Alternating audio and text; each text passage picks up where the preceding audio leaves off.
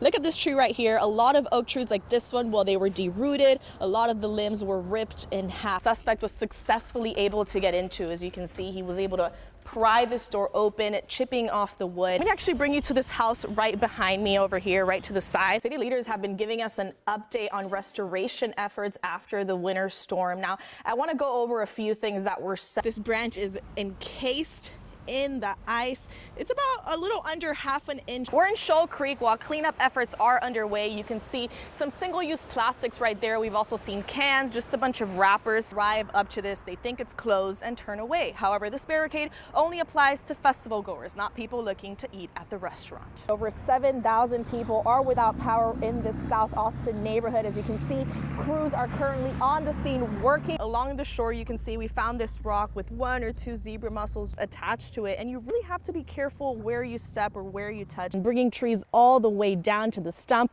But as you can see, there is still a lot of work to be done. The ice is finally melting. Trees aren't falling, so crews have been able to get more work done. The difference these light fixtures make, however, on this side and on this pathway, if we just turn off our lights, you can barely even see me. All right, is everybody ready to walk? There were dozens of people. It's about a half a mile there, half a mile back. And like Carrie Lou Bell, always remembering the good things about their loved ones. He was a certified personal trainer and in excellent shape. He did not look 44. Their hearts burdened as they think of the children, cousins, and friends who lost their life to fentanyl. This is my daughter, Jessica. She just passed last month.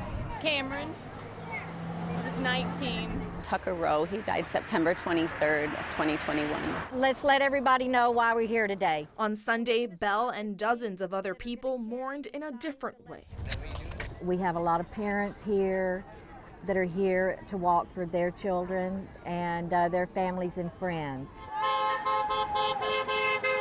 Becky Stewart, who helped organize the event, hopes to spread the word about the danger of this opioid. The mass production of it is unreal. It's super, super cheap and highly addictive.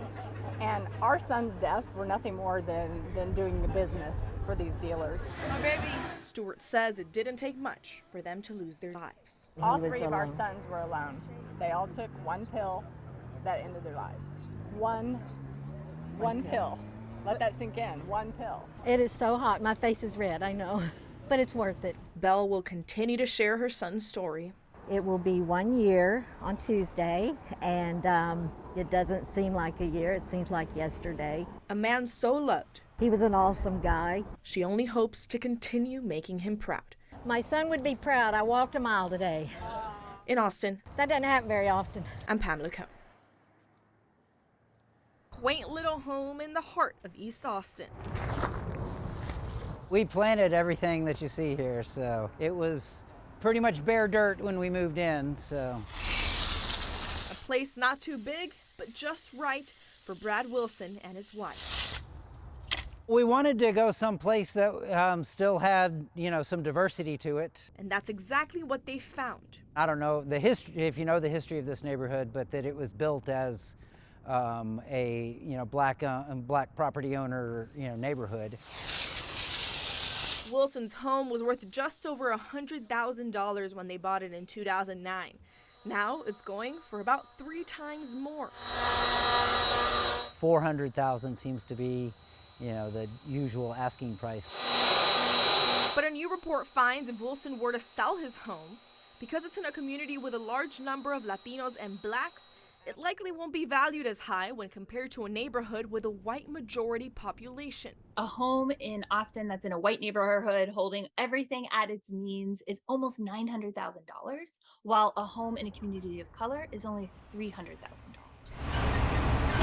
Junia Howell, co-author of the study, says they compared homes with similar floor plans, looked at access to transportation, the number of good schools and supermarkets in the area, and despite their similarities, both Latinx and Black neighborhoods are severely devalued compared to their white counterparts. Howell says these disparities worsened in 2020. that values in white neighborhoods spike while those in communities of color kind of stay constant or plateaued. In 2013, the average difference between homes in white neighborhoods and communities of color was about $300,000.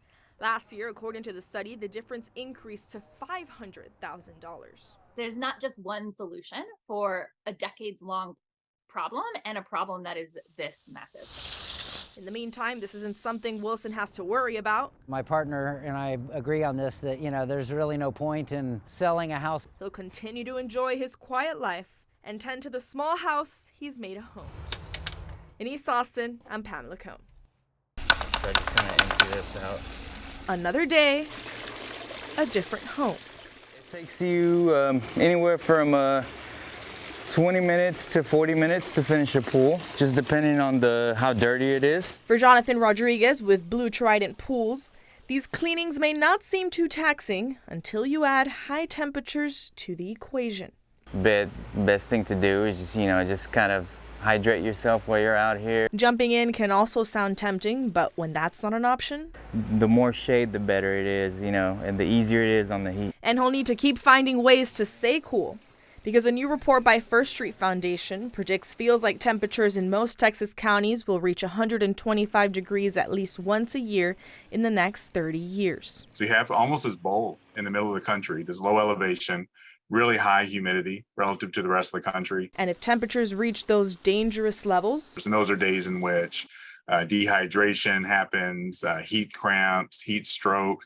In the most severe cases, mortality can happen from those types of heat waves and prolonged exposure. There's always going to be definitely some times when you feel like that, kind of a little bit dizzy. And in the extreme heat, there's not much Rodriguez can do. Carry on more water, But deal with it.